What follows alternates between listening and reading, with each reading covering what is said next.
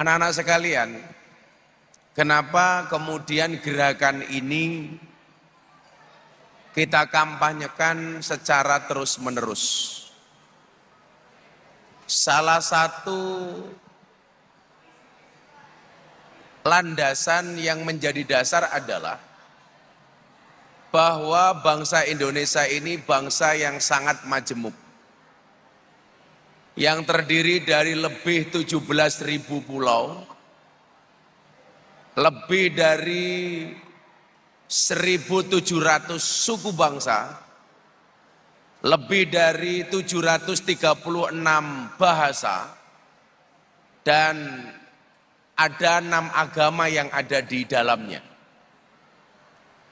Tentunya ini kemudian ketika tidak dimanage dengan baik, akan memunculkan gesekan-gesekan di antara satu dengan yang lain. Disitulah kemudian kita bangga kenapa bangsa ini kemudian bisa bersatu, disatukan melalui satu buah ideologi, yaitu Pancasila.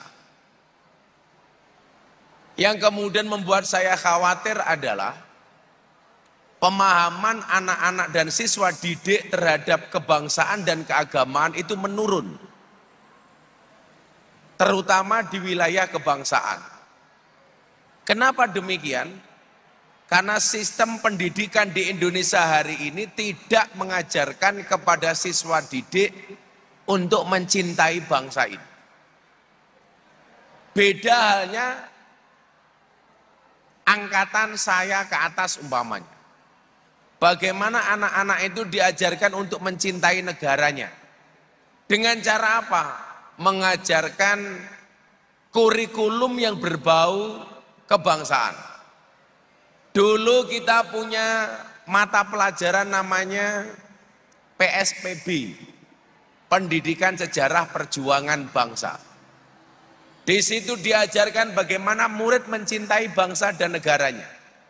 Sehingga saat itu kita hafal dan kenal nama-nama pahlawan, Pak. Anak-anak sekarang lebih hafal dengan artis K-pop dibandingkan dengan pahlawannya sendiri.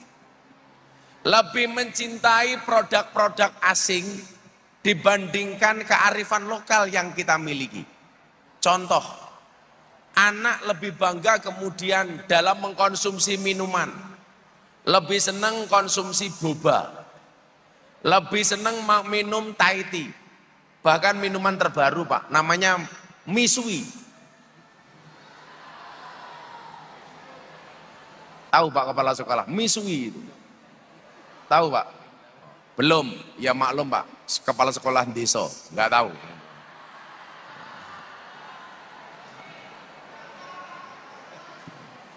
Bapak nggih pirsa? Oh, nggak tahu.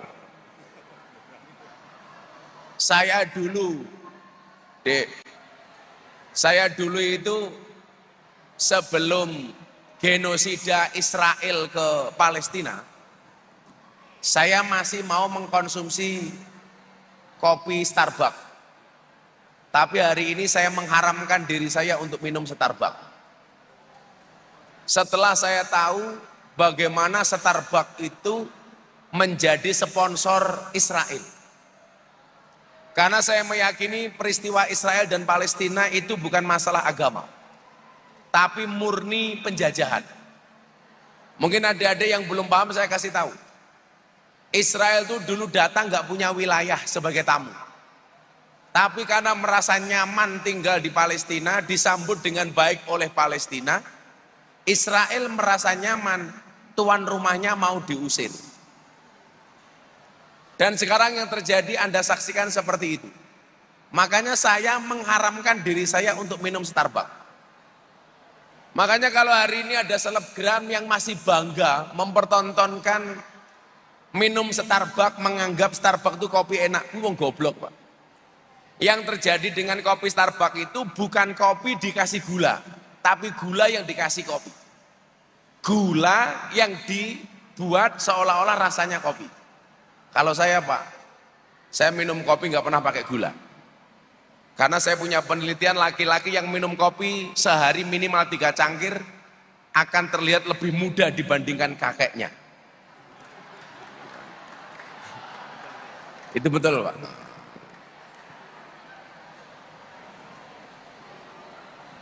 Bapak minum kopi? Oh, sering-sering. Tapi kok sudah tua, Pak? Oh, terbawa umur. Yang jelas kita laki-laki itu prinsipnya seperti kopi, Pak. Pahit sih, tapi banyak yang mencintai.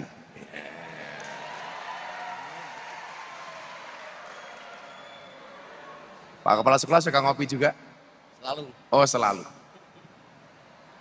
Alhamdulillah, kelihatan lebih tua dibandingkan muridnya. Nah, ada sekalian, salah satu hal yang kemudian perlu kita pahami adalah bangsa yang besar itu adalah bangsa yang mau berkreasi dan berinovasi untuk masa depan tanpa harus melupakan sejarah dan masa lalu. Coba Anda simak, nanti kita di akhir sesi kita tanya jawab. Yang berani bertanya saya kasih hadiah uang. Kalau soal ngasih uang, saya itu jadi kebiasaan, Pak. Ya minimal saldo saya lebih stasioner dibandingkan Pak Kepala Sekolah lah.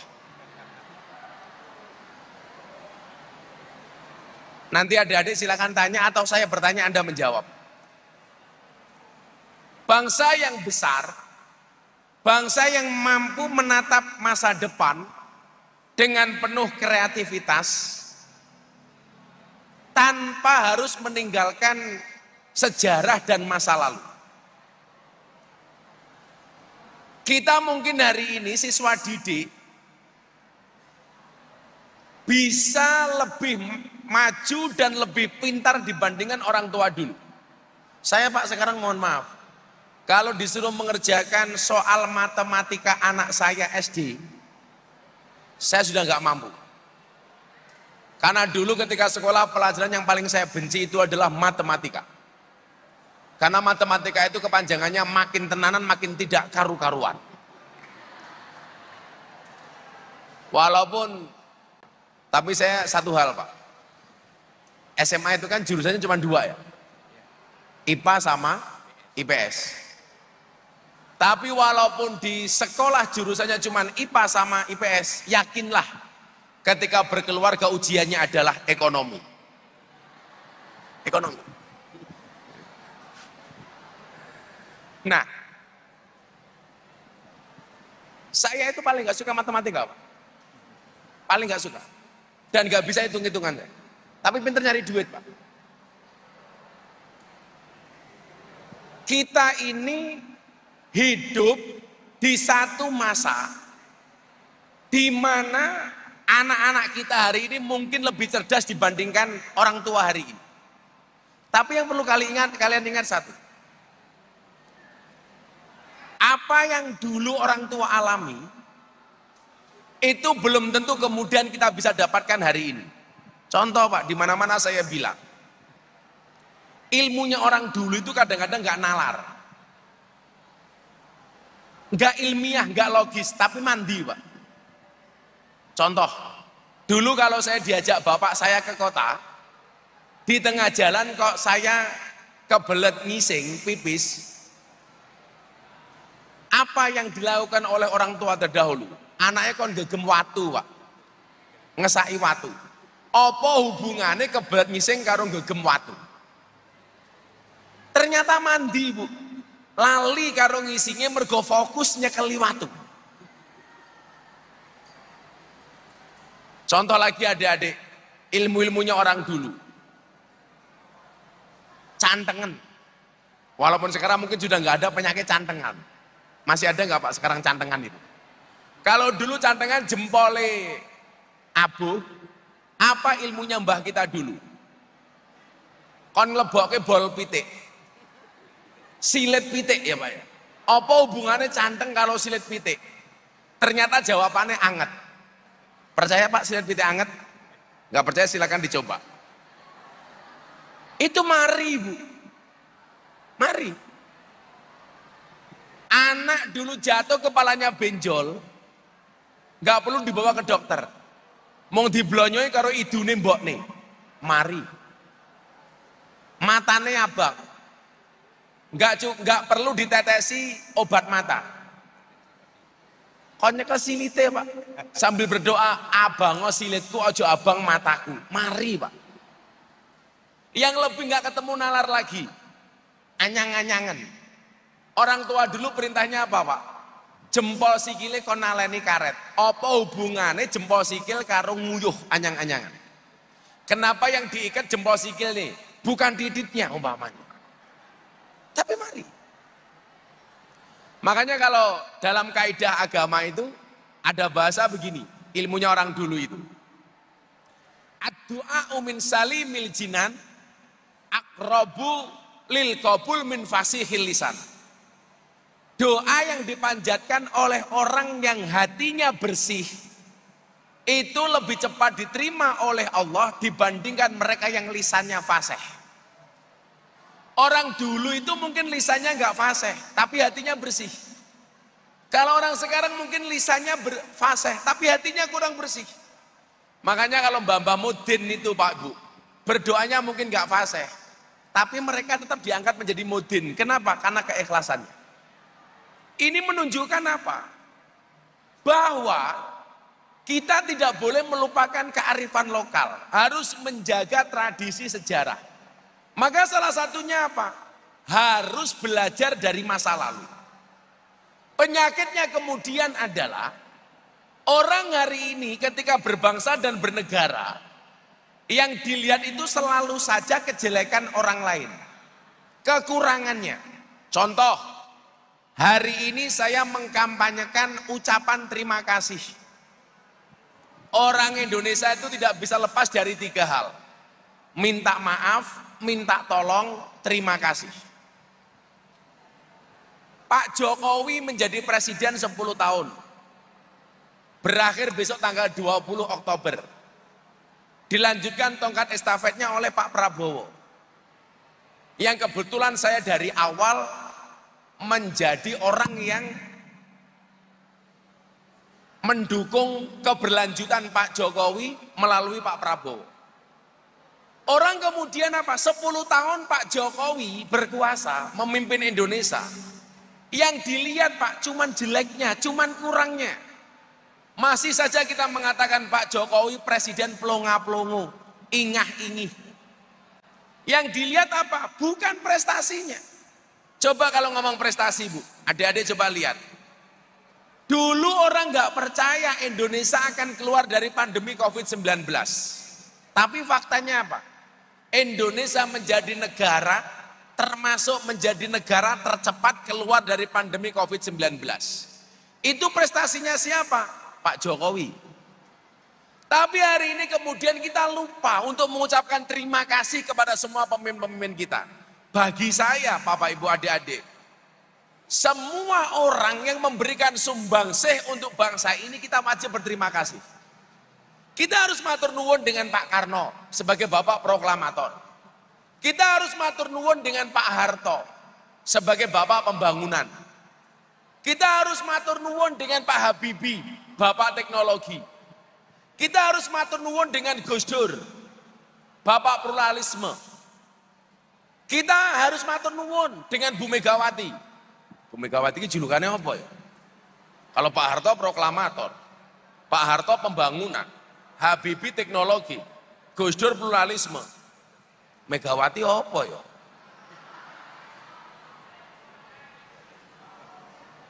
Jelas sih.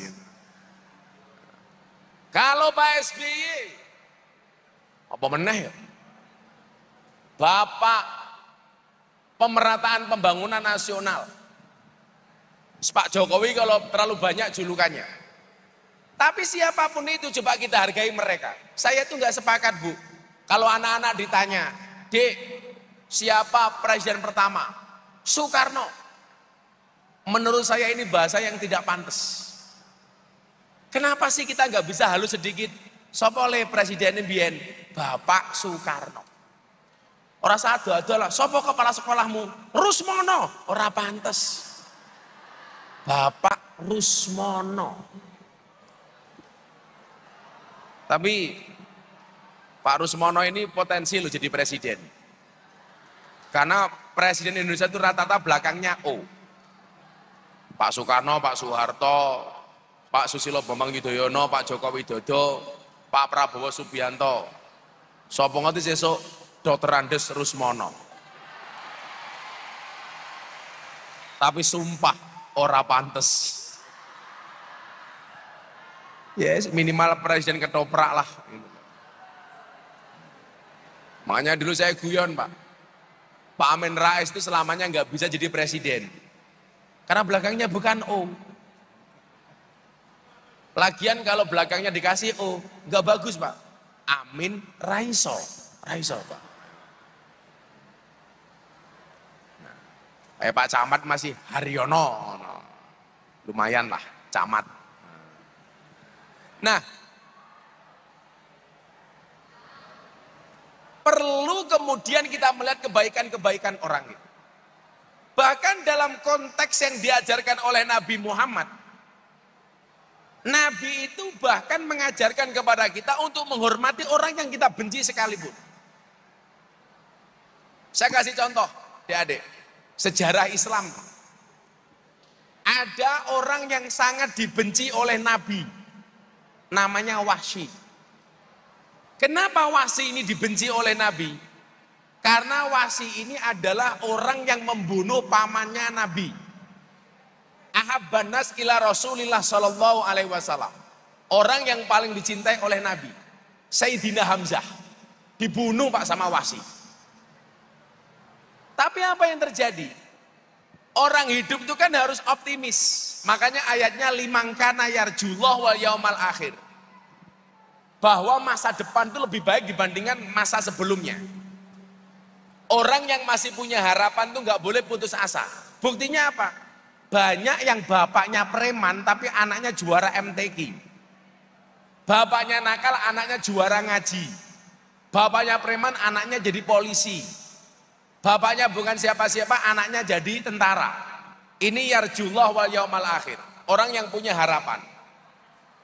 Nah, Wahsy ini akhirnya mendapatkan hidayah. Dia masuk Islam. Kalau artis hari ini pengen masuk Islam nyari Gus Miftah. Kalau dulu pengen masuk Islam langsung dengan Rasulullah. Akhirnya apa? Wahsy ini harus ketemu dengan Rasul. Padahal Nabi itu masih sangat benci dengan Wahsy. Karena Wahsy ini yang membunuh pamannya Nabi. Persoalannya adalah, diterima nggak tobatnya Wahsy? Diterima Pak. Akhirnya Wahsy ini masuk Islam melalui Kanjeng Nabi. Tapi Nabi mengatakan kepada Wahsy, kamu masuk Islamnya diterima, tapi secara basyariah, secara kemanusiaan, saya itu nggak siap untuk sering bertemu dengan Anda. Maka apa kata Nabi? Kowe dadi wong Islam, tapi ojo sering-sering ketemu karo aku.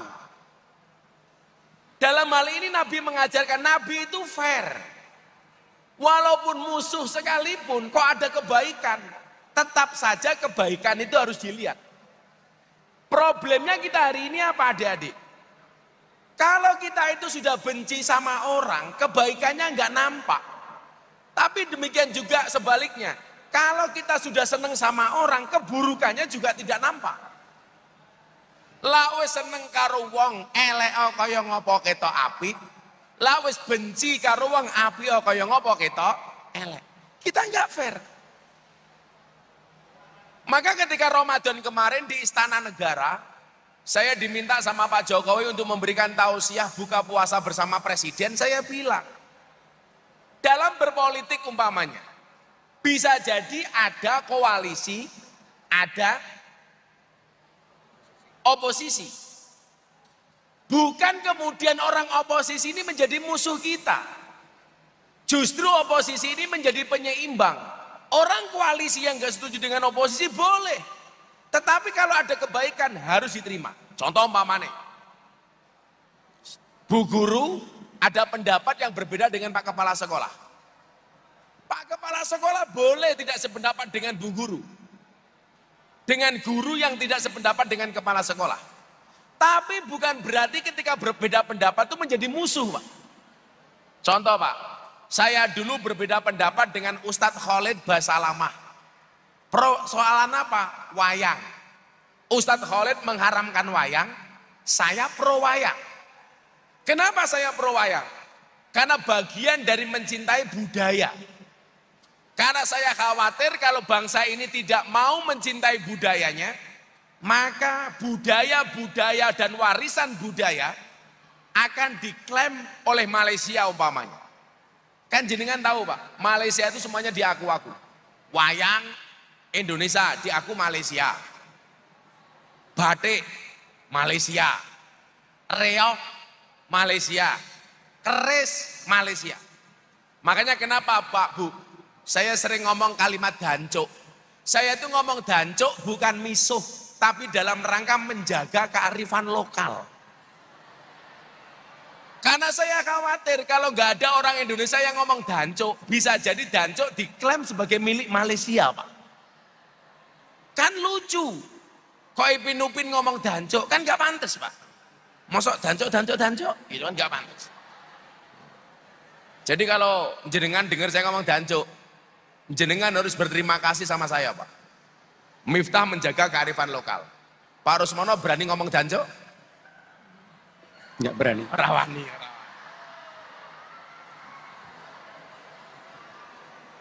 Pak Rusmono enggak berani ngomong dancuk bukan berarti suci, karena sok suci.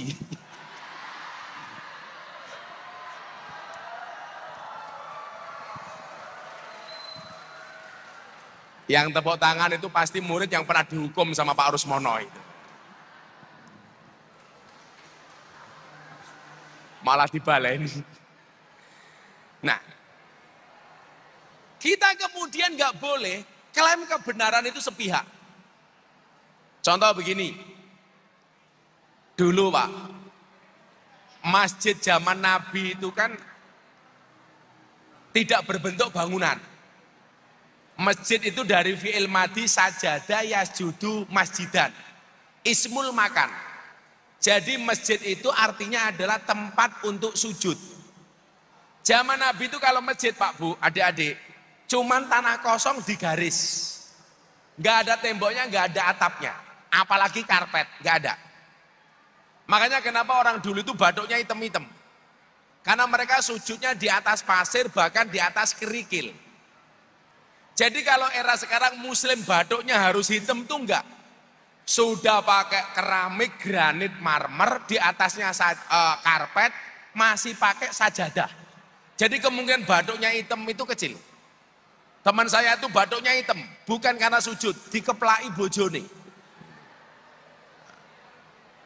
Nah, saat masjid belum ada bangunan, itu ada Arab Badui, orang pedalaman. Tahu-tahu kencing di dalam masjid. Nguyuh, Pak.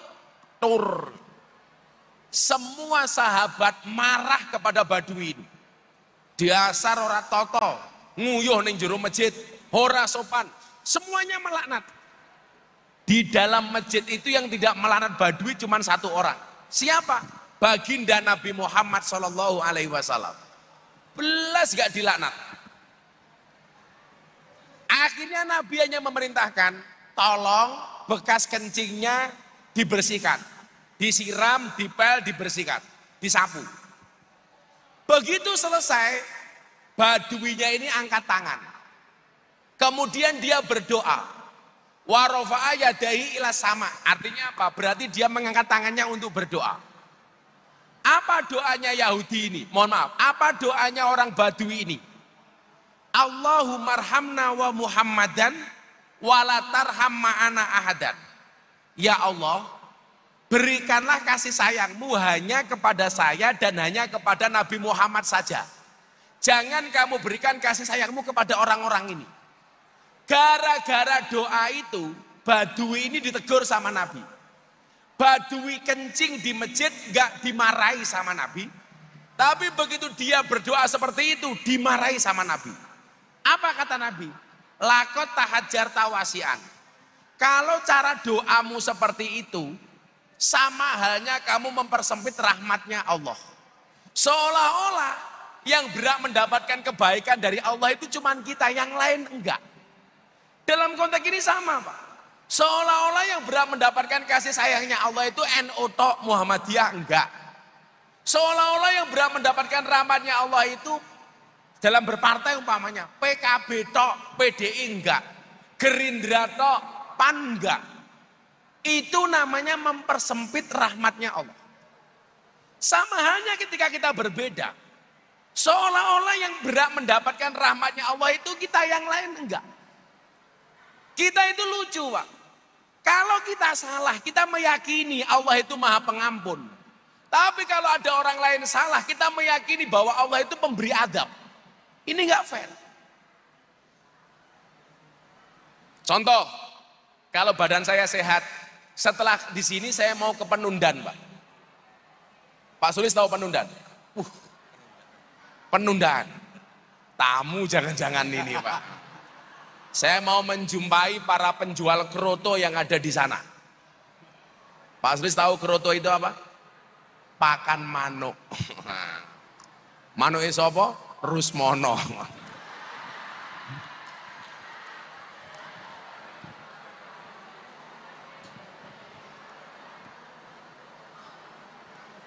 Pertanyaan sekarang begini, kenapa kok saya masih mau mendatangi tempat seperti itu?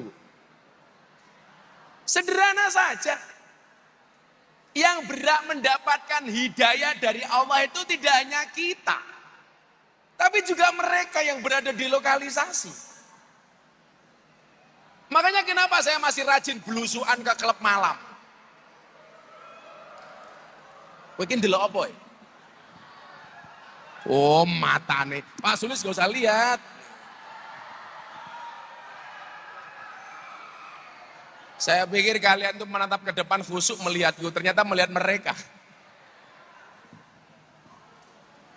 Di Penundan itu setahun yang lalu, saya kirimi 250 mukena. Karena saya punya program, tempat-tempat lokalisasi dan klub malam itu saya kasih fasilitas Quran mukena supaya mereka walaupun berada di tempat seperti itu masih mau sholat. Yang Muslim saya ajak ngaji, yang Nasrani saya undangkan pendeta. Jadi kalau saya itu dikasih tahu Gus di situ ada lokalisasi, saya pasti bagi-bagi sajadah, bagi-bagi mukena.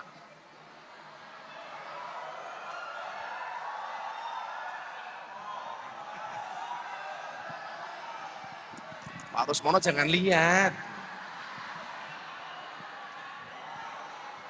Atau sekali-kali Pak Rusmono diajak ke Penundan. Saya malah khawatir. Mau berangkat nggak mau pulang. Iya. Nggak bisa pulang. Karena Pak Rusmono ini seneng dengan lagunya Ndarboy. Saiki aku wis gede, iso golek LC dhewe.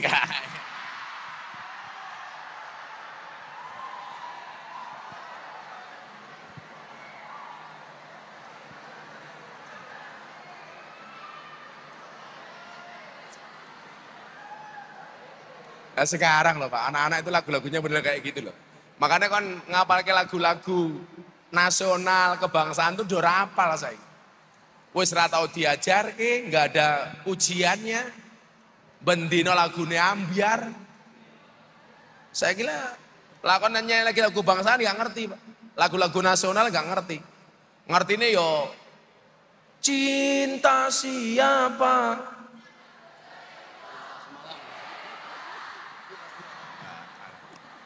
Malah Pak Rusmono jawab cinta semalam piye je bro.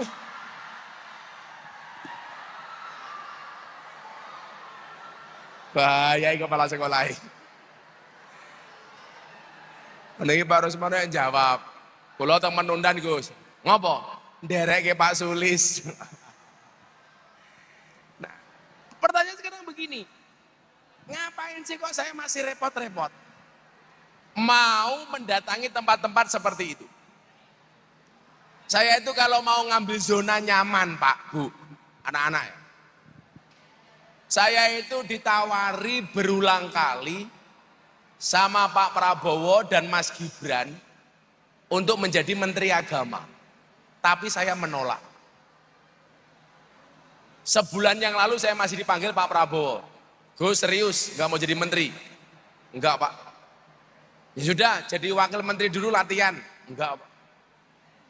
Karena mikir saya begini, lah aku jadi menteri Pak. Kuwi ketoke wis ora mungkin blusukan ning lokalisasi meneh. Mosok menteri ketemune londe-londe kan ya ora pantes itu.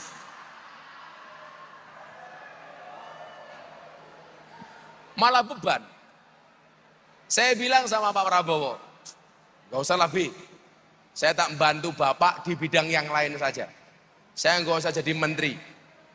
Loh teman-teman Nasrani itu Pak, teman-teman gereja itu seneng banget kalau saya mau jadi menteri agama. Kenapa? Karena saya dianggap tokoh toleran. Karena dulu ada penelitian di 7 provinsi yang mayoritas orang non-Islam. Yang banyak orang non-Islamnya, bukan mayoritas. Itu ada survei, siapakah tokoh agama Islam di Indonesia yang paling dianggap toleran. Ternyata menghasilkan 7 nama. Nomor 1, Kiai Haji Abdurrahman Wahid, Gus Dur. Kurang toleran apa Gus Dur itu? Makanya di makamnya Gus Dur itu ada tulisan, di sini terbaring pahlawan kemanusiaan, pahlawan pluralisme, itu Gus Dur. Makanya saya itu berani ceramah di gereja, dapat undangan dari orang Nasrani. Yang saya contoh itu Gus Dur. Makanya kenapa dulu Gus Dur zaman Orde Baru dimusuhi Pak. Dulu Gus Dur pernah Pak, rapat sama kiai-kiai, diawasi sama Intel. Gus Dur tahu rapatnya diawasi sama Intel, akhirnya Gus Dur bilang, mulai sekarang kita ngomong pakai bahasa Arab saja. Intelnya mumet ndase, pulang. Begitu sampai kantor ditanya sama komandannya, Intel, apa tadi hasil rapatnya Gus Dur dan para kiai? Dijawab sama Intelnya, aman komandan, Gus Dur dan para kiai hanya saling mendoakan. Jadi ngomong Arab dikira ndonga. Nomor 2, ada nama Kiai Haji Hasyim Muzadi, tokoh yang dianggap toleran, mantan ketua umum PBNU. Kemudian yang ketiga, ada nama almarhum Kiai Haji Zainuddin MZ, dai sejuta umat. Yang keempat, ada almarhum Profesor Dr. Buya Syafi'i Ma'arif, mantan ketua umum Muhammadiyah. Yang kelima, ada nama Profesor Dr. Kurai Shihab, bapaknya Najwa Shihab, dianggap toleran. Nomor 6, ada Profesor Dr. Said Agil Sirot, mantan ketua umum PBNU. Dan yang nomor 7 dianggap tokoh agama Islam yang sangat toleran di Indonesia adalah Miftah Maulana Habibur Rahman. Dan kamu memberikan salib. Di saat aku beribadah ke Istiqlal, namun engkau ke katedral. Di saat biomu tertulis Allah Subhanahu wa Ta'ala dan biomu tertulis Yesus Kristus. Di saat aku mengucap Assalamualaikum dan kamu mengucap Salam. Di saat aku mengejak Al-Quran dan kamu mengejak Alkitab. Kita berbeda saat memanggil nama Tuhan. Tentang aku yang menengadakan tangan dan kau yang melipatkan tangan saat berdoa. Aku, kamu, kita. Bukan Istiqlal dan katedral yang ditakdirkan berdiri berhadapan dengan perbedaan namun tetap harmonis. Andai saja mereka memiliki nyawa, apa tidak mungkin mereka saling mencintai dan menghormati antara satu dan yang lainnya. Terima kasih. Salam. Assalamualaikum warahmatullahi wabarakatuh. Itu cuplikan ceramah saya di peresmian Gereja Katedral di Jakarta Utara. Di luar negeri, ceramah saya di gereja itu dipuji-puji. Sementara di Indonesia saya dicaci maki. Postingan tadi itu diposting, potongan tadi itu diposting sama sahabat saya Master Deddy Corbuzier. 24 jam diposting, ditonton 7 juta kali. Yang komentar berapa? 100.000 komentar. Mayoritas mencaci maki saya. Miftah goblok, Miftah kafir. Saya dibilang kafir karena saya ceramah di gereja, Pak. Saya dibilang Miftah goblok. Saya jawab, "Ora apa-apa goblok, tapi laris. Daripada aku pinter, cangkemmu ora payu." Aku yang ngono, Pak. Saya dibilang, "Miftah ceramah di gereja kafir." Saya bilang, "Ora masalah, sahadat meneh." Aku yang ngono, Pak. Alasan saya dibilang kafir itu karena saya masuk tempat ibadah agama orang lain. Saya mau tanya, kalian pernah nggak ke Prambanan atau ke Borobudur? Pernah masuk Prambanan? Pernah. Pernah masuk Borobudur?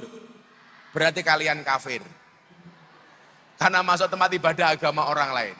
Kok gampang banget mengkafirkan orang? Artinya begini. Kenapa kemudian itu perlu saya sampaikan?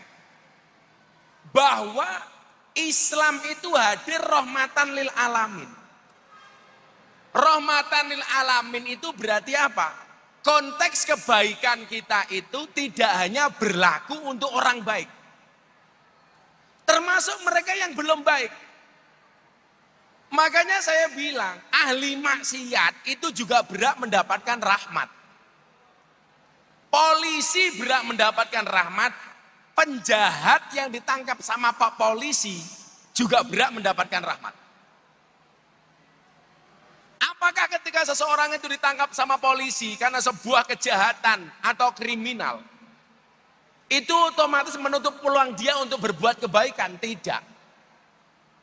Justru banyak penjahat dan kriminal ketika telah menjalani proses hukumnya, kemudian dia berproses menjadi orang yang baik.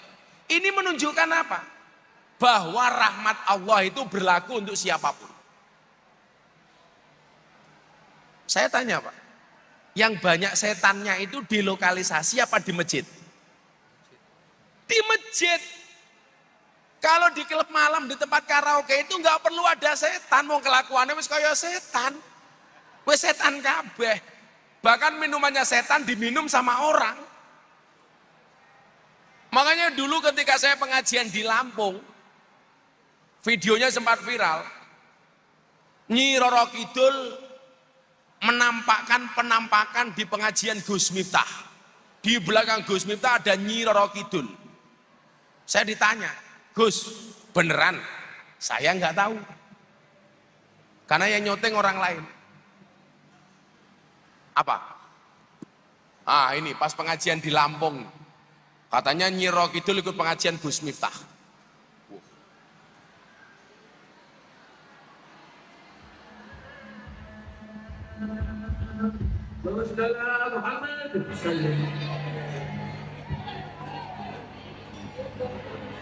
Itu Gus Miftah lahnya. Ada sosok kayak Gus Miftah lahnya. Tapi tak sawang-sawang malah bentuknya kayak Pak Sulis ya. Saya ditanya, "Gus, beneran tuh ada Nyi Roro Kidul?" Ya saya nggak tahu. Kalau seandainya Nyi Roro Kidul ikut pengajian gimana, Gus? Saya bersyukur. Kenapa? Berarti Nyi Roro Kidul sudah bertobat. Sopo ngerti besok Nyi Roro Kidul jadi pengurus muslimat.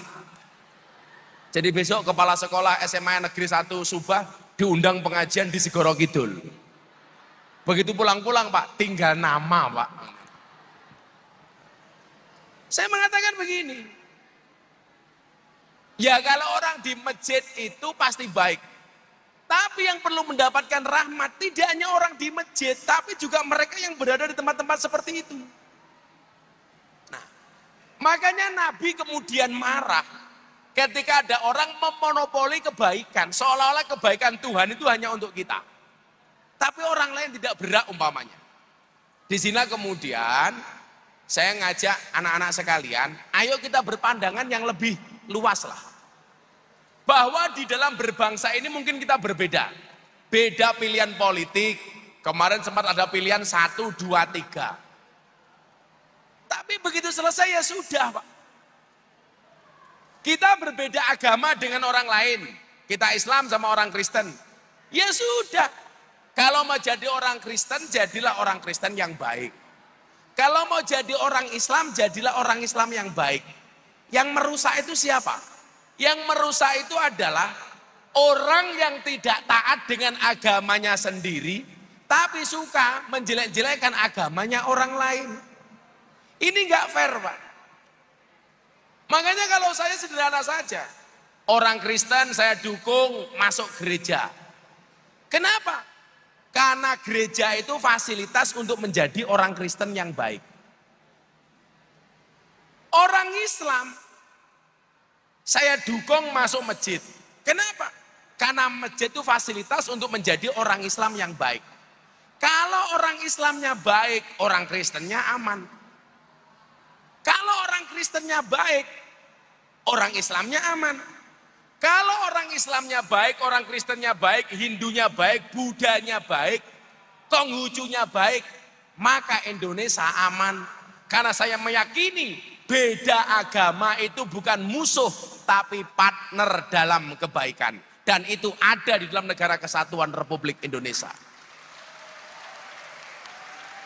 Nah, untuk itu adik-adik, Pancasila mengajarkan kepada kita bahwa apapun perbedaan yang ada di antara kita, itu perbedaan itu untuk mempersatukan, bukan untuk meretakkan.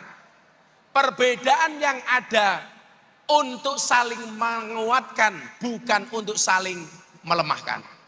Itulah syarat untuk menjadi bangsa yang besar di bawah Negara Kesatuan Republik Indonesia. Sudah, sekarang sesi tanya jawab saja. Saya tuh hari ini agak malas ngomong soalnya. Kamu tanya, saya jawab. Masing-masing pertanyaan saya kasih uang 300.000. Ayo 2 cowok, 2 cewek dulu.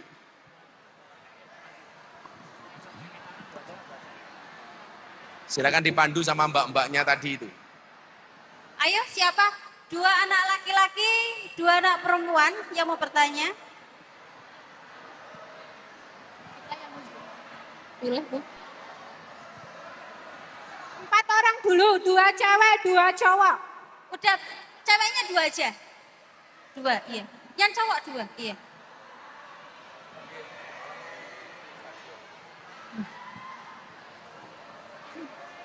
Naik.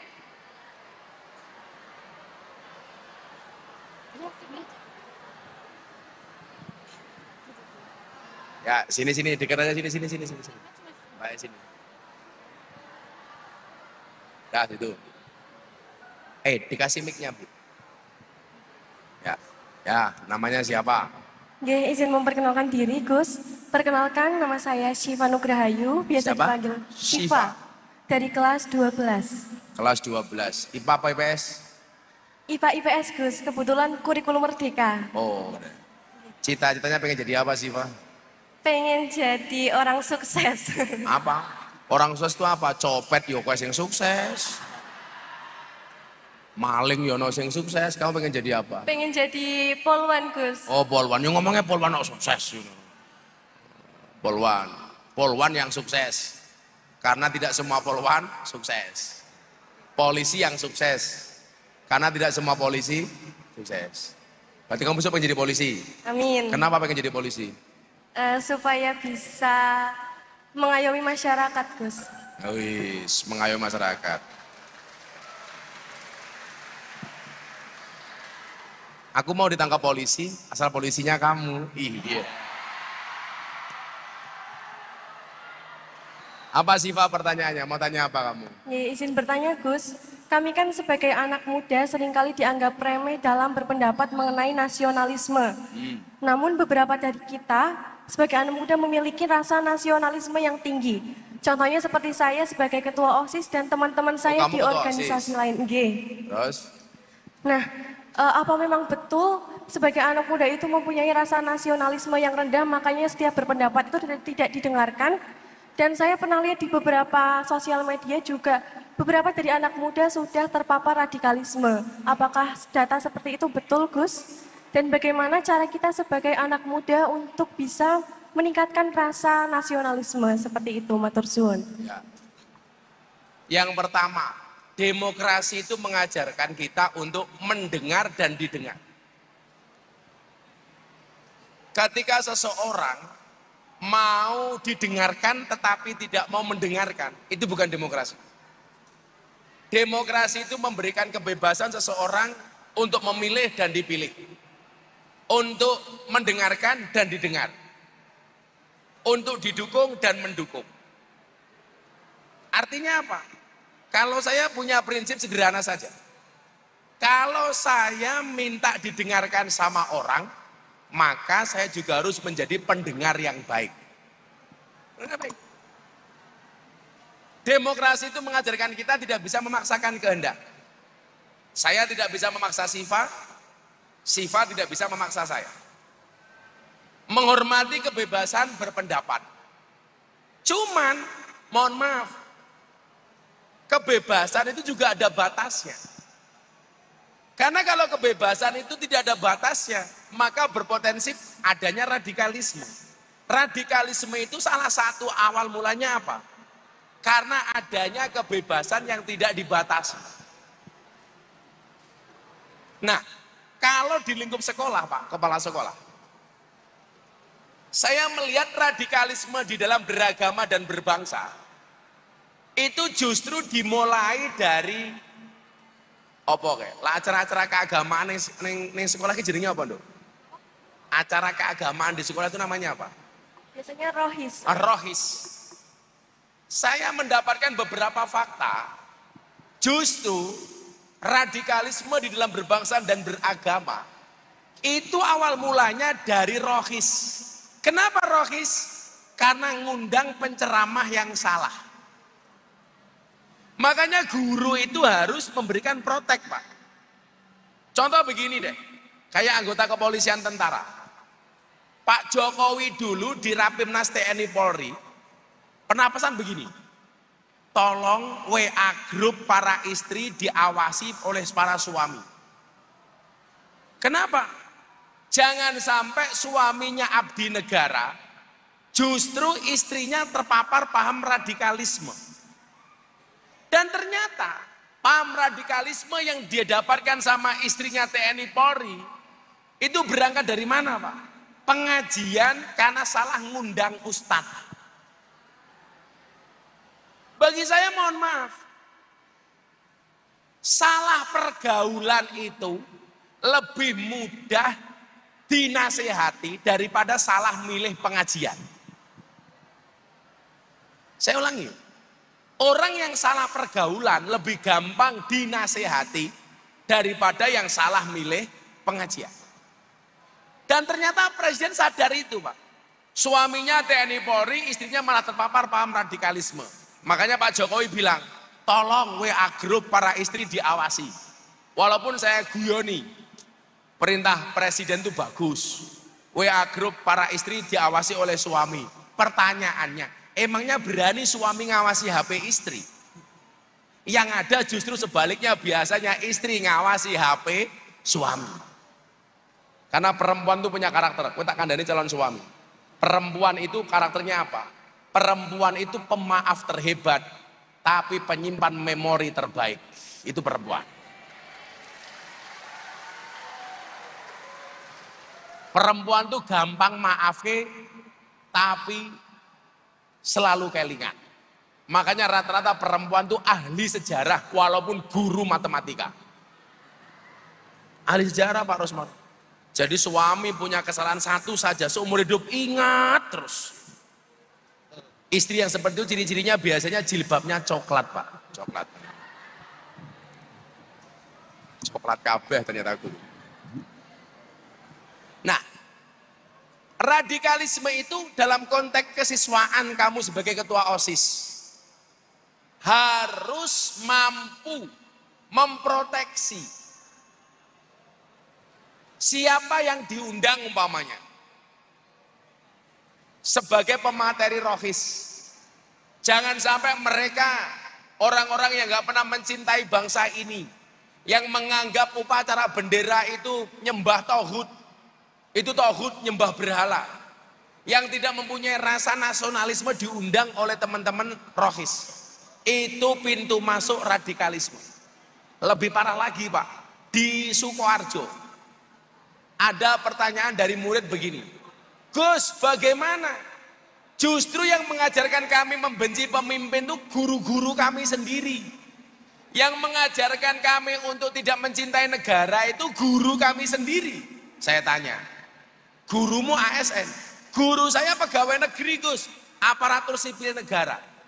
Ini lucu lagi Pak, mangan digaji negara, urip difasilitasi negara, tapi nggak mau mencintai negara. Yo mandeka dadi PNS, ora usah dadi guru negeri sing ngantri akeh cuk. Aku yo ngono to.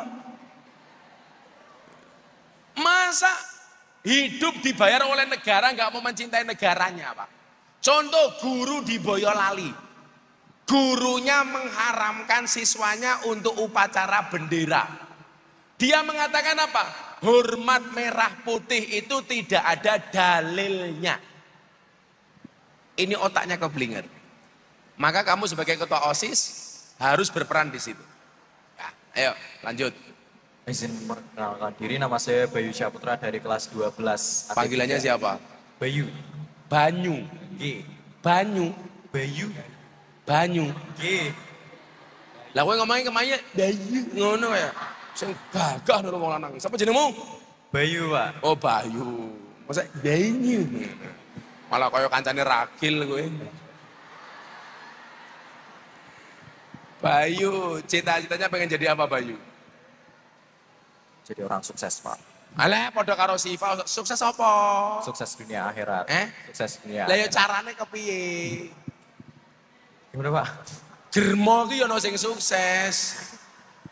Cita-cita itu yang konkret, bukan abstrak kayak rupamu. Konkret. Apa? Jadi apa? Ya kalau bayang-bayangnya sih masih antara jadi guru sama di masinis, Pak. Pengen jadi Antara guru sama di KAI. antara guru atau masinis. Kalau saya berprinsip orang hidup itu seperti naik kereta. Ya. Tetap berada di atas jalurnya, jangan berhenti sebelum sampai tujuan, ada yang menghalangi, tabrak. Selama kita benar, terus, ojo mandek. Ono sing ngalangi, tabrak. Malah Bayu jawab, sing ngalangi Rusmono, tabrak.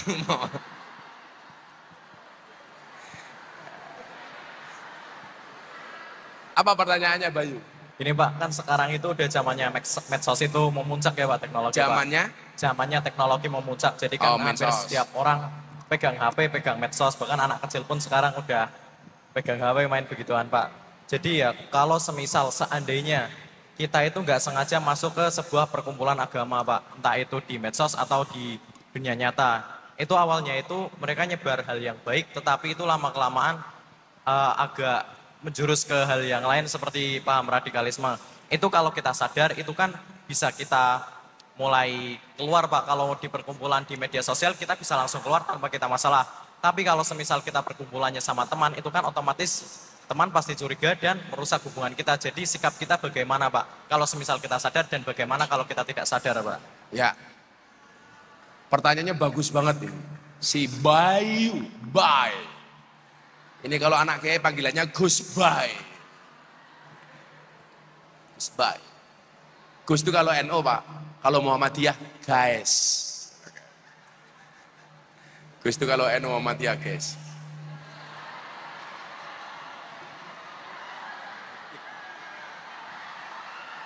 Cak kameramen.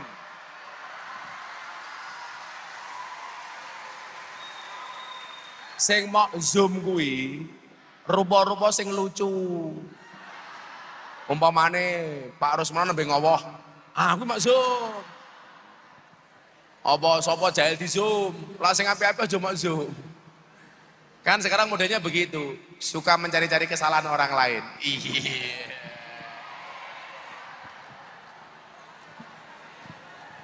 Jadi dari dua pertanyaan Siva dan Bayu ini, sudah 3 tahun saya masuk ke gerakan moderasi ini.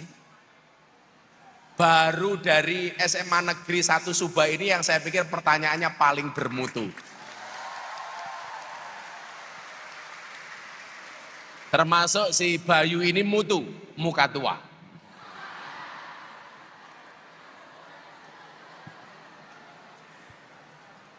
Semoga-moga Bayu jadi masinis sing numpak keretone si Polwan Siva. Iya.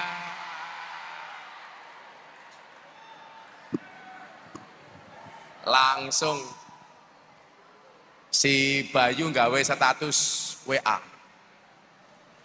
Cintaku bermula dari DJKA dan berakhir di KUA. Iya.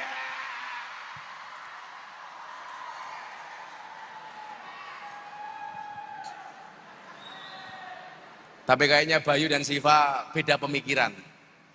Bayu mikir Siva, Siva mikir sebelahnya. Ya. Gue kaget.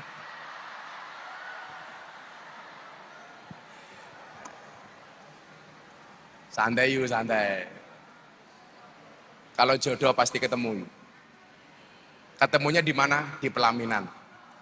Sebagai apa? Sebagai tamu. Wah.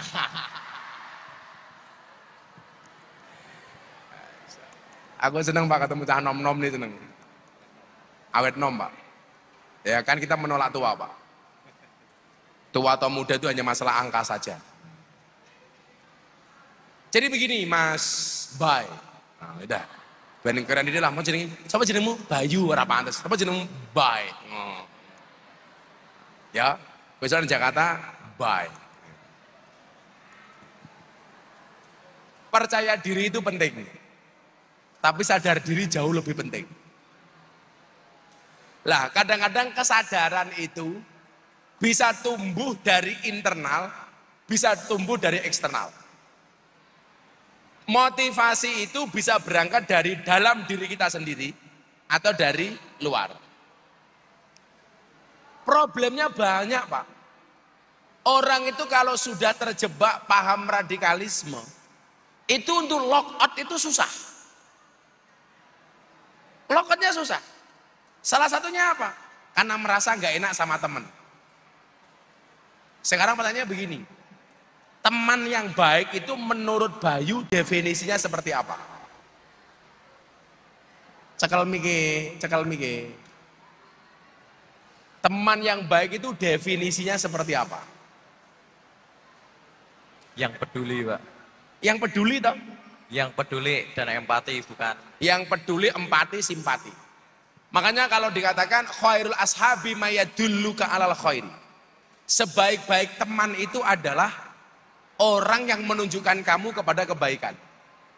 Kalau Al-Fudail bin Iyad mengatakan begini, yaji'u fi akhiriz zaman aqwamun yakununa ikhwanal alaniyah wa a'da as-sarirah. Akan datang satu masa di mana saat itu ada sebuah kaum yang terlihat baik di hadapan kita, tetapi menjadi musuh kita di saat di belakang kita. Kalau di hadapan kita dia kelihatan baik, kalau di belakang justru menjelek-jelekkan kita. Ono ras model konco sing ngono kuwi. Banyak. Oh, ono wonge ya teko. Yo nyekel mik. Nah, perasaan gak enak itu harus dibuang. Kenapa? Karena ideologimu lebih penting dibandingkan komunitas temanmu seperti itu. Karena yang perlu diingat, su'ul khuluqi yu'di. Akhlak yang jelek itu menular. Sing apik kuwi diajarke urung mesti dilakoni. Sing elek ora perlu diajarke, kadang-kadang dicontoh. Maka di situ kamu harus tegas sebagai seorang laki-laki. Keluar.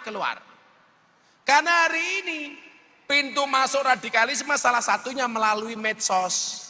Maka saya pesan sama anak-anak, kalau gabung di komunitas medsos, mbok yao diproteksi. Enggak semua akun di follow. Saya itu sekarang begini Bu, mengkampanyekan posting kebaikan. Kenapa kebaikan itu harus diposting? Karena kalau kebaikan itu tidak diposting, maka yang FYP di medsos itu justru konten jelek, konten maksiat. Kenapa yang jelek-jelek ini selalu FYP? Karena yang baik gak pernah diposting. Atas nama gak mau pamer, atas nama takut dituduh ria, takut dibilang gak ikhlas. Santai aja yuk. Ikhlas itu seperti keset, diinjak-injak tetap welcome. Tetap welcome. Makanya kalau ada komentar seperti itu kamu sadar, keluar. Orang sana nunggu suwe, metu. Kesuwen. Ayo kamu. Iya kamu malah liatin aku aja kamu. Baik, terima kasih atas kesempatannya Gus Miftah. Perkenalkan, nama saya Desti Alfiana dari kelas 12. Panggilannya? Panggilannya Desti. Oh, tak pikir panggilannya Bu Bayu gitu ya. Sabar yuk, sabar. Cita-citamu pengen jadi apa? Orang sukses tak ajar. Mau jadi guru. Oh, jadi guru. Lah, golek bojo guru yuk. Lah punya istri kayak Bu Guru itu enak. Masuk kamar, pasti langsung ditanya, "Papa, masih ingat pelajaran kemarin?" Iya. Kamu jawab, "Lupa Mama." Nah, pasti istrimu langsung jawab, "Ayo Papa, ulangi lagi." Iya. Kamu pengen jadi guru apa? Mau jadi guru sosiologi. Oh, sosiologi. Tak pikir biologi. Kalau guru biologi enak. Kamu tanya sama istri, "Mama, yang ini apa namanya?" Oh, no, iya.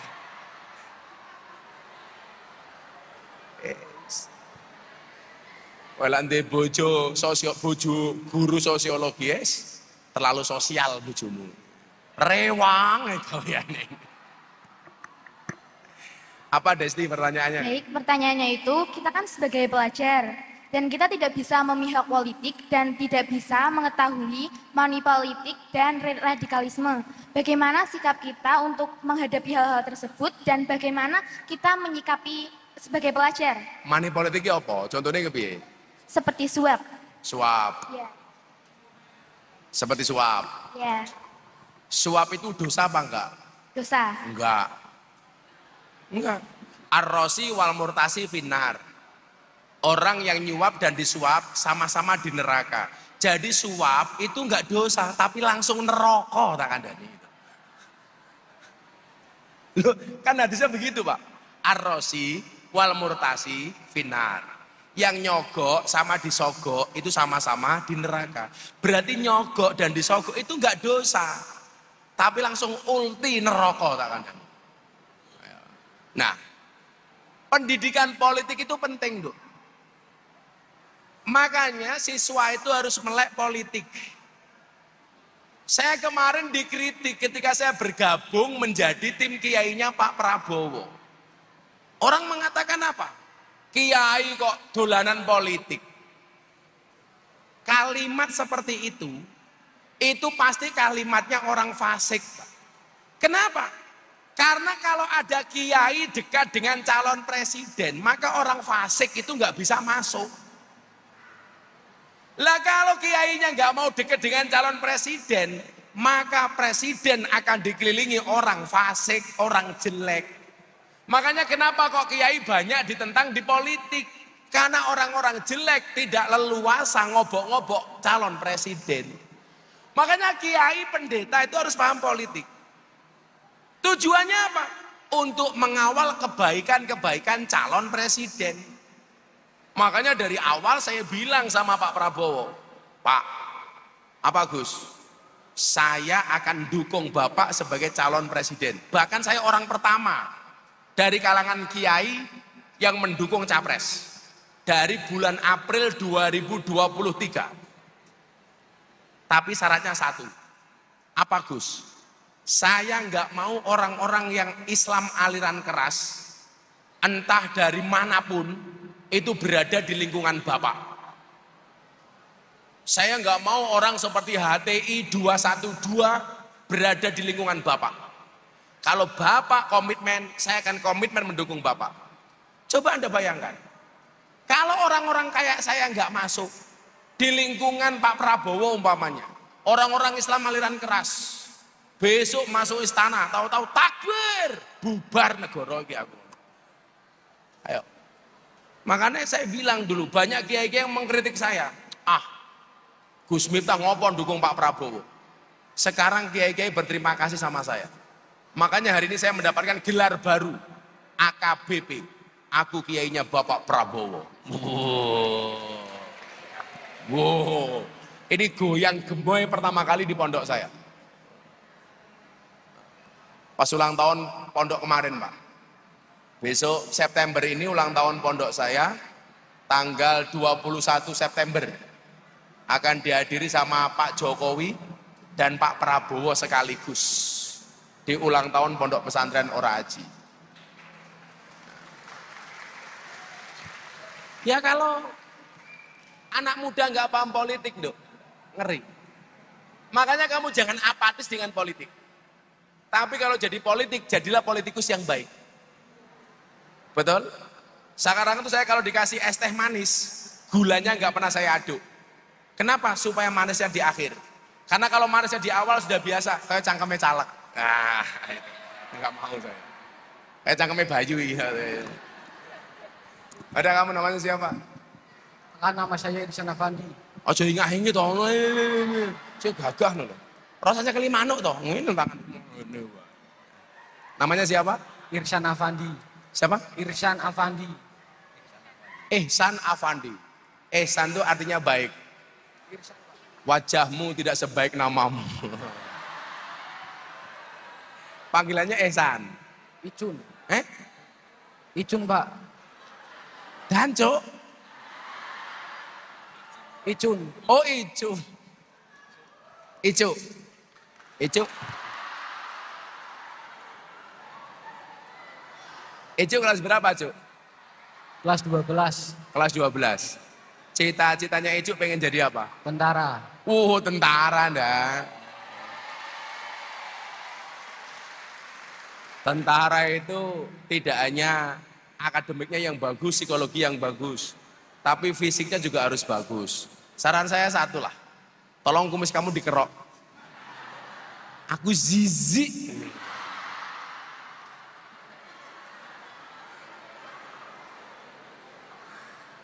Jadi saya punya pengalaman, Cu. Santri saya itu tes terakhir di tentara itu gagal. Gara-gara giginya jelek. Giginya jelek. Makanya kamu giginya harus bagus. Walaupun panitianya tak seneni. Ngopo santriku nggak ditompo jadi tentara? Giginya jelek, Gus. Apa hubungannya tentara karo gigi? Ya ada, Gus. Ora iso. Tentara ki tugasnya perang. Perang ki tembak-tembakan, ora cokot-cokotan. Aku yang ngono. Lah untungmu kudu apik, Juk. Kowe ra merongos ta kowe? Ora. Santai wae lak merongos. Kamu jadi tentara merongos, malah lomba lari mesti menang. Nah, soalnya sikile rong finish, untune wis finish, Pak. Gitu. Paling lah untuk merongos sering ditilang kalau Pak Kapolsek. Lampu merah ngelanggar terus sih. Motornya di belakang zebra, untungnya di depan zebra. Apa pertanyaannya, Cuk? Tentara. Tentara angkatan apa kamu? AU, Pak. Oh, angkatan udara. Kowe sama mabur kowe. Apa, Cuk? Bagaimana cara kita bisa tentara itu yang tegap ngomong ngene gitu. Bagaimana Pak Ira pantes ya? Kagak lho, Cuk. Nah, ngono. Ayo. Tak santet loh kowe. Bagaimana cara menyikapi orang yang suka menjelek-jelekan kita, Pak? Orang yang suka. Kalau kamu dijelek-jelekan orang, kamu jangan marah. Bisa jadi benar.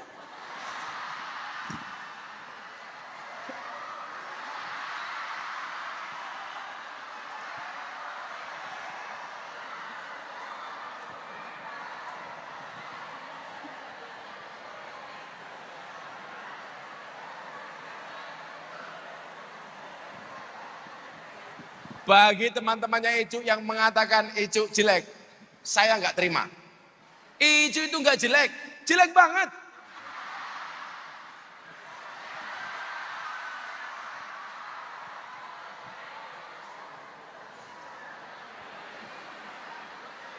Mohon bersabar, Cuk.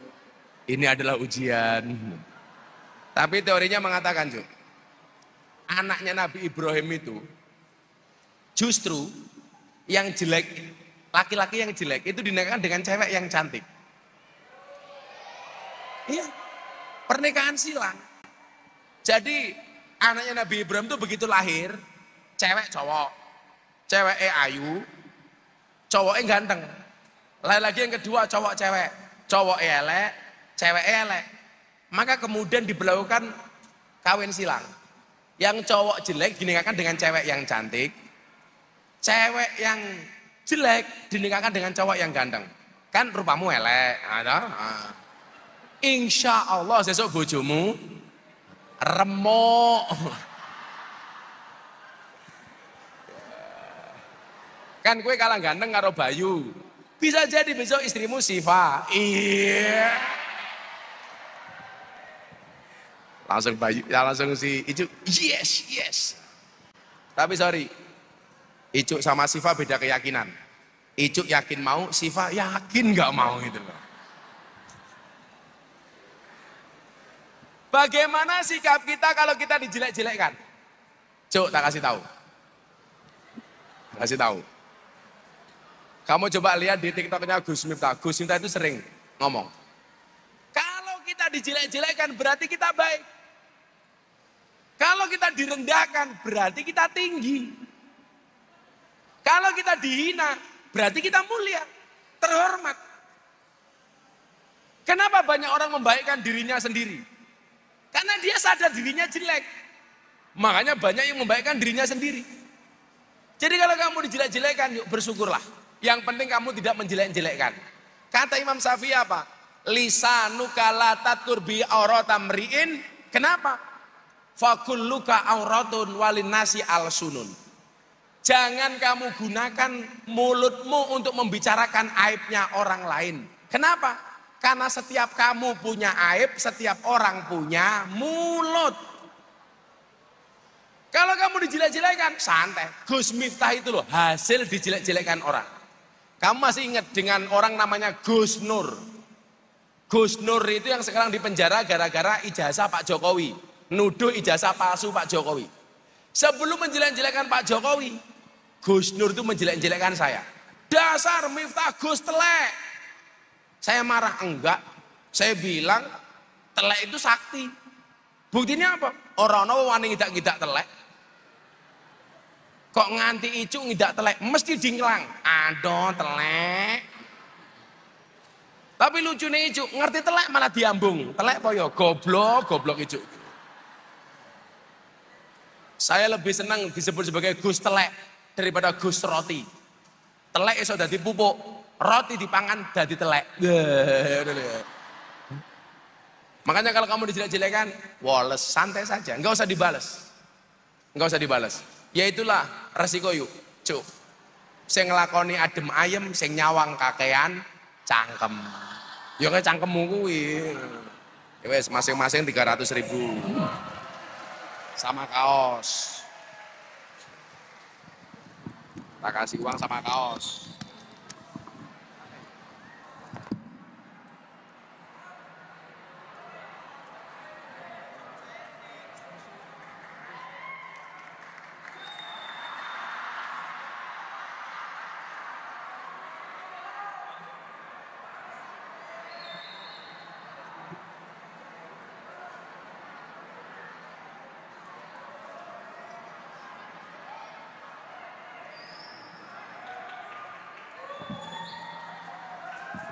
Kaosnya dibuka. Ana fotone ganteng men sapa lho kuwi. Kaos gambarnya Gus Miftah supported by Bank BRI. Rono difoto. Kamu ngajak.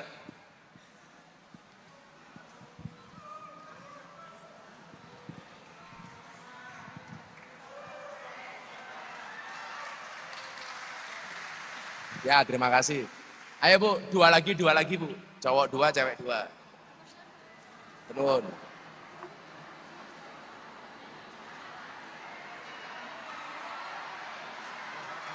Ditunjuk sama Bu Guru, ditunjuk sama Bu Guru. Biar gak rebutan. Yang nunjuk Bu Guru. Oh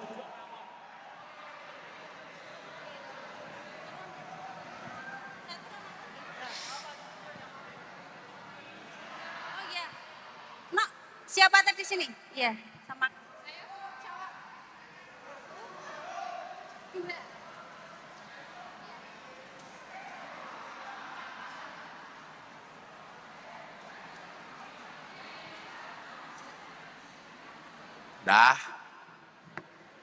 Dah, kamu.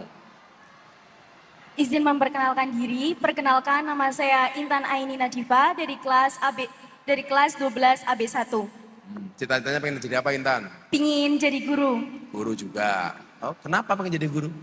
Karena saya ingin mendidik putra-putri bangsa supaya menjadi manusia-manusia yang lebih baik untuk kedepannya. Wow. Kamu sudah baik? Sudah. Kurang aja. Kamu sudah baik, sudah pede ya. Kamu sudah baik. Belum, maaf. Oh, belum. Apa pertanyaannya? Baik. Saya mau bertanya, di zaman sekarang ini banyak anak-anak muda yang terancam masuk ke radikalisme. Selain itu juga banyak bela negara yang belum ditanam di dalam hati. Selain itu juga banyak bullying yang terjadi di sekolah. Banyak apa? Bullying. Iya. Menurut Gus bagaimana menyikapi hal tersebut untuk menanamkan rasa bela negara di dalam diri siswa, kemudian menghindari sikap bullying yang ada di sekolah terutama, dan cara mencegah sikap radikalisme yang mungkin bisa terpapar dari media sosial untuk para siswa. Terima kasih. Kamu berapa banyak lagu-lagu kebangsaan yang sudah kamu hafal? Apa saja? Indonesia Raya. Aku ya mesti. Liane apa? Bagimu Negeri. Bagimu Negeri. Indonesia Pustaka. Indonesia Pustaka. Halo Bandung. Halo Bandung. Sebutkan 5 nama pahlawan. 2 cowok, 3 cewek. Cut Nyadin. Cut Mutia. Kartini. R.A. Kartini. Yang cowok. Insinyur Soekarno. Bapak Soeharto. Soeharto pahlawan apa? Sudirman. Maaf Gus. Soeharto. Oh ya begini Magelang, sebutkan nama pahlawan. Megawati. Maaf Gus. Ini pahlawan apa? Kamu tahu siapa nama asli Raden Ajeng Kartini? Nggak ngerti. Pengen tahu siapa nama aslinya? Pengen. Harum. Putri Indonesia.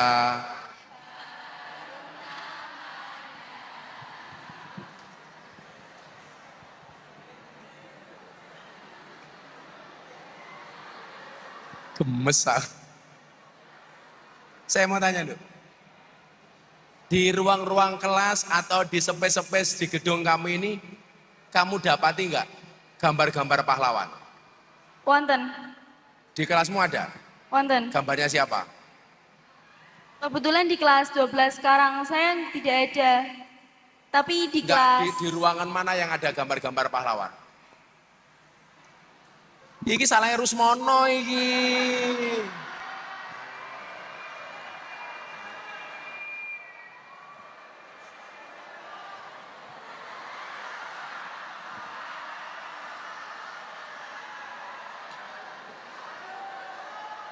Cobalah ruang-ruang kosong Pak Kepala Sekolah. Seperti ini kan nganggur. Kasihlah gambar-gambar pahlawan. Anak-anak di kelas, selain masang gambar presiden dan wakil presiden, kasihlah gambar pahlawan yang diidolakan.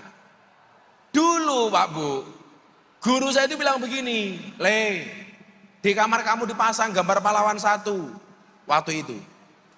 Karena saya mengidolakan Mbah Hasyim Asy'ari, pahlawan nasional sekaligus pendiri Nahdlatul Ulama. Saya pasang gambarnya Mbah Hasyim Asy'ari. Itu sederhana Pak, tapi penting. Cobalah tugas ini, komite sekolah, dorong guru dan murid untuk masang gambar-gambar pahlawan. Kalau bapak yang sepuh-sepuh ini ngapunten Pak. Dulu mbah kita tuh mengajarkan cinta negara dengan cara apa? Belanda Roma Pak, dikasih bendera merah putih. Ya, orang-orang sekarang yang tua-tua itu masih menjaga itu. Rumah dulu kan nggak ada plafonnya Pak, nggak ada internetnya. Jadi di ruang tamu lihat ke atas, yang dilihat ngitung isuk karo merah putih. Wow, malam Jumat cek kelon karo bojone ndelok merah putih, semangatnya 45 Pak, merah putih. Sekarang itu sudah nggak ada lagi Bu. Jangan salahkan kalau anak-anak kita tuh sekarang tahunya cut keke, cut mini, cut tari. Nggak tahu cut mutia, kenapa? Karena memang nggak ada ikhtiar ke sana. Makanya harus ditanamkan sejak muda. Bagaimana? Kamu cintai, Nduk. Kamu cintai produk-produk dalam negeri. Itu bela negara. Bela negara itu tidak harus kemudian bawa senjata, melu perang. Sama halnya kita bela Palestina itu tidak harus berangkat ke Palestina perang, enggak. Mendoakan mereka, support, tidak mendukung produk-produk yang selama ini berkolaborasi dengan Israel. Itu bagian dari mendukung Palestina. Mencintai bangsa juga seperti itu. Kita itu lucu Pak. Jago, netes di Indonesia, tumbuh kembang di Indonesia, jadi jago besar juga di Indonesia. Jenenge jago apa? Pitik ini Nduk, pitik Bangkok. Kenapa bukan pitik Subah umpamane? Jambu, tukule ning Indonesia, gedene Indonesia jenenge jambu Bangkok. Ya ora Nduk? Rumput tumbuhnya di Subah jenenge rumput Jepang. Karena kita sendiri nggak pernah bangga dengan apa yang kita miliki. Lah aku kan ngombe bangsa apa iki? Aku kurang tahu, Pak. Ngombe misui kurang tahu aku. Boba apa itu saya nggak ngerti. Makanya dulu saya seneng ada lagu judulnya Joko Tingkir ngombe dawet, itu seneng saya. Walaupun ada kiai yang mengatakan itu ngenyek Joko Tingkir, kalau saya enggak. Justru lagu itu saya dukung. Bukan penghinaan. Kenapa Joko Tingkir ngombe dawet? Karena saat itu adanya cuma dawet, degan sama kopi. Yang salah itu kalau Joko Tingkir ngombe boba, wih salah. Soalnya zaman Joko Tingkir rongono boba. Jadi membela negara itu dengan hal-hal kecil saja yang bisa kamu lakukan. Disiplin kamu ikut upacara bendera, itu bagian dari bela negara. Di sekolahmu masih ada upacara apa enggak? Masih. Kamu disiplin, tidak ketinggalan, tidak telat, itu sudah bagian dari bela negara. Dari yang kecil-kecil saja ya, Dek. Ya. Malah ngelamun. Perkenalkan, nama saya Nenza Aditya dari kelas AB3. Siapa? Nenza Aditya. N-E-N-Z-A. Nenza. Nenza. Nerza, jenengmu mangel to kaya rupamu. Nerza pengen jadi apa Nerza? Apa? Pengen jadi apa? Oh. Lah, niku pertanyaannya Gus. Apa? Niku pertanyaannya. Loh, pertanyaannya kamu pengen jadi apa? Enggak, kan saya itu kan apa bingung siapa cita-cita. Gue bingung. Iya. Oke, toh kamu bingung yo. Soalnya lihat itu apa? Lihat di mana kayak lihat tentara pengen jadi tentara, lihat pengusaha pengen jadi pengusaha gitu Gus. Oh, kayak... jadi dia bingung. Delok tentara pengen jadi tentara. Delok polisi pengen jadi polisi. Delok londe pengen jadi ya buatan Gus. Terus kesimpulannya kamu pengen jadi apa? Apa? Kesimpulannya kamu pengen jadi apa? Lah itu biar saya mantep pengen jadi apa itu ngejarnya gimana Gus? Biar fokus ke satu cita-cita toh.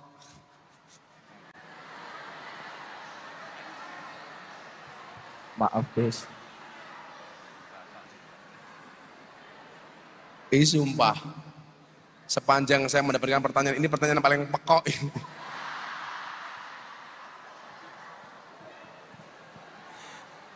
Piye carane saya fokus kepada cita-cita saya. Yang penting sesuai dengan passion kamu. Indah itu bila pada posisi yang tepat. Contoh rambut. Rambut ini kelihatan indah karena berada di atas kepala kita. Tapi begitu terlempar dari kepala, harus jadi rapi. Contoh, rambut masuk ke makanan. Orang jijik untuk makan karena ada rambutnya, itu baru rambut, urung untu. Apa mana untunya gul rawon umpamane. Ayo. Jadi wadu'u syai'in fi mahali itu meletakkan segala sesuatu sesuai dengan proporsinya. Kalau kamu pengen bahagia, raihlah cita-citamu yang sesuai dengan passionmu. Passionmu apa? Kowe senengane olahraga, ya pelayon. Kowe senengane pengen dadi wong sing istiqomah, ya tukang mancing. Wong mancing ki istiqomah, entuk mau ngene tok pokoke. Ning kelemane wong mancing siji ra gelem maju. Nyemplung kolam goblok. Jadi pengen fokus gampang. Saya tepatnya di mana? Passionmu apa? Senengmu karo apa? Lakoni. Tekati, tekuni, telateni.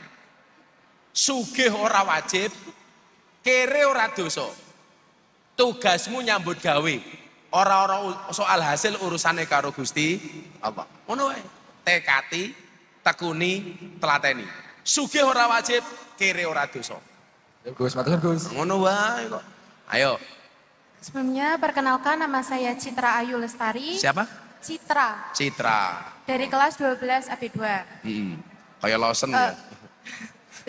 Kayak Lawson. Citra. Cita-citanya Citra pengen jadi apa? Citranya Cita pengen jadi apa? Guru Gus. Guru juga. Ya. Ayo, apa pertanyaannya? Kan di sekarang itu radikalisme itu sudah ada di media sosial maupun pengajian-pengajian juga banyak orang-orang yang memaparkan mengenai radikalisme. Nah, orang-orang yang sudah mengetahui apa itu radikalisme, kemudian mereka jadi mengikuti ajaran-ajaran yang diberikan orang-orang yang memaparkan radikalisme itu. Nah, kita jika ada orang-orang di sekitar kita yang sudah mengikuti aliran radikalisme itu, bagaimana cara kita untuk memberitahu atau cara kita agar orang itu tidak mengikuti aliran radikalisme itu tersebut. Oke. Terima kasih. Ini adalah pertanyaan yang berangkat dari orang yang paling berbobot siang hari ini. Pertanyaannya berbobot dari orang yang berbobot. Citra yang pertama. Al ilmu bila saikhin fasaikuhu syaiton. Ilmu tanpa guru, gurune setan. Salah milih guru, gurune mbahne setan. Maka berhati-hati di dalam milih guru. Terutama guru di dalam beragama dan berideologi.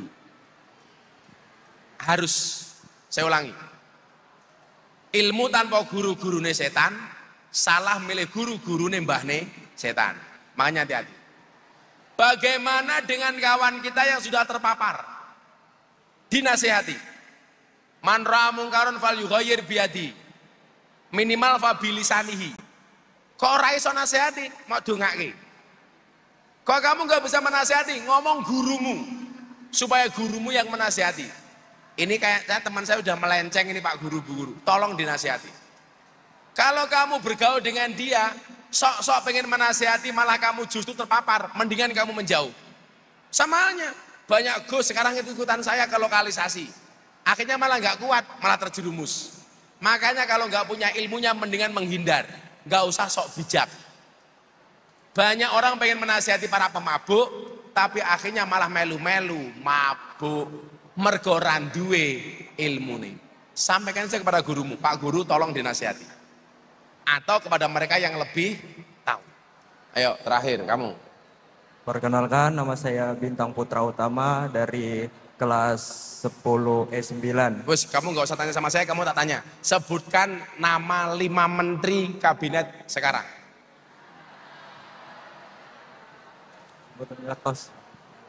Nama menteri sekarang ini loh, menterinya Pak Jokowi ini sapa wae kok ora ngerti loh.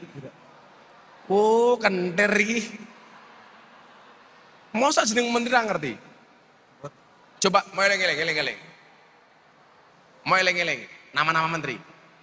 Cek, gue pengen jadi apa cita-citamu? Jadi akpol. Akpol jeneng menteri ora ngerti akpol rupamu gitu loh. Sebutkan 5 nama menteri. 1. Sak kelinganmu sapa mau sebut terserah. Ora sambisi tak ajar, ora sambisi. Nadiem Makarim. Nadiem Makarim menteri apa kuwi? Oh, dibusi karo cah elek iki. Ya wis mantri. Apa meneh?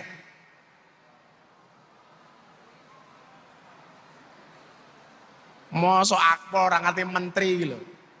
Menteri Pertahanan. Pak Prabowo. Ndene ngerti loro. Menteri Dalam Negeri. Orang ngerti. Pak Tito, orang ngerti. Menteri Luar Negeri. Wedok nganggo bando. Loh, muridmu lho nono. Pak Rusmono apa wintelan jawab, maklum Gus baru masuk, alah ngeles lo ah. Masuk orang ngerti. Menteri apa lagi? Menteri sing mau eling-eling. Sebutkan nama politisi sing mau eling-eling ning Indonesia sapa? Nama politik, politikus. Tahu? Lucinta Luna. Wes ini, sebutkan 5 nama artis. 5 nama artis, sebut no.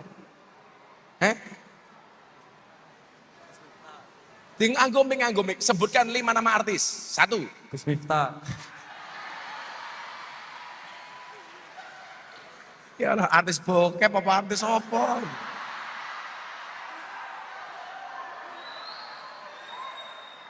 Sebutkan 2 nama artis cewek yang kamu tahu.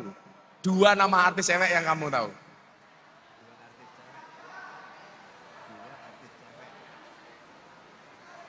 Sebutkan nama penyanyi idola kamu.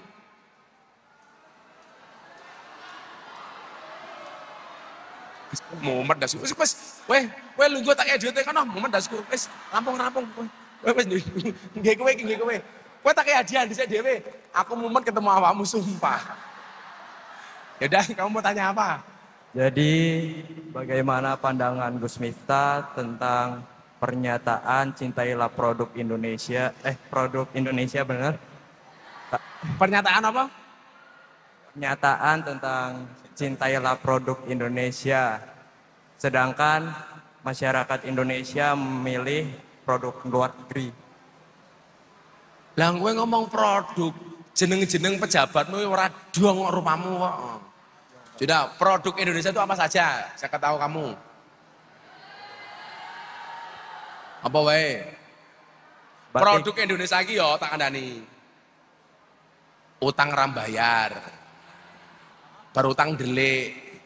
Kayak bapakmu. Cintailah produk dalam negeri. Kowe cinta ra karo produk dalam negeri? Cinta banget. Apa contohnya? Siap membela negara. Siap membela negara. Cinta produk dalam negeri, membela negara. Jaga sembung, makan nasi pinco. Nggak nyambung, Cuk.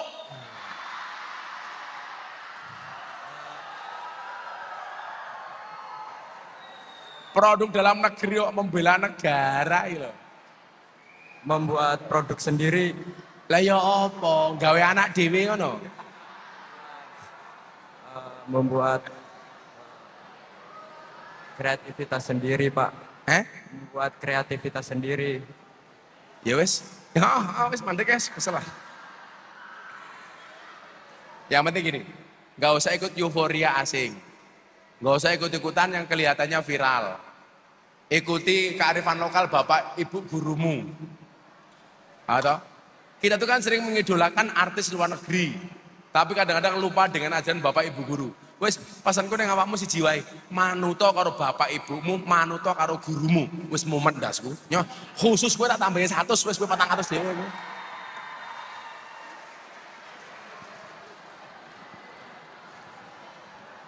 Oke. Allah. Mau wis tak lem. Subah pertanyaannya yang apik-apik, pembahasan yang terakhir mumet ndasku. Nyandut.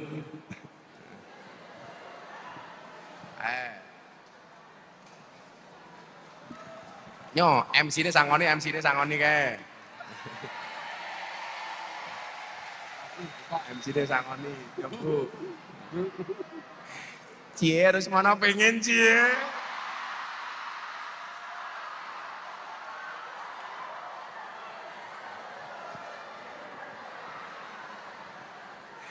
Ayo, kaosnya dibuka.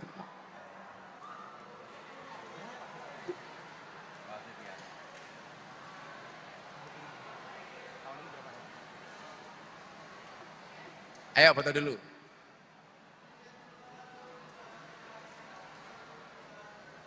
Oke. Alhamdulillah sudah jam 12. Saya harus melanjutkan aktivitas saya. Terima kasih Pak Kepala Sekolah, Pak Rusmono dan Bapak Ibu Guru dan adik-adik sekalian. Yakinlah bahwa semua di antara kita punya potensi. Enggak mungkin Allah tidak memberikan kelebihan di setiap kekurangan kita. Di balik semua kekurangan pasti ada punya kelebihan. Yang kita butuhkan hanya satu, ikhtiar dan kerja keras. Saya selalu mengatakan, jika kita tidak terlahir dari menjadi orang kaya dan cerdas, maka jadilah orang yang kerja keras dan penuh dengan kreativitas. Jangan bermimpi, jangan pernah hidup dalam mimpi, tapi bermimpilah dalam hidup. Saya meyakini, kenapa kaca mobil bagian depan itu selalu lebih besar dibandingkan kaca spion? Jawabannya adalah karena masa depan bangsa Indonesia jauh lebih besar dibandingkan masa lalunya. Tepuk tangan untuk kita semuanya. Terima kasih. Selamat siang. Assalamualaikum warahmatullahi wabarakatuh.